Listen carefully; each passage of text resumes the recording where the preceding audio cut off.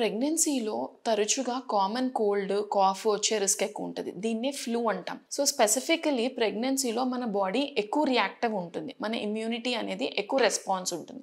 So, common cold, flu అనేది very common in pregnancy.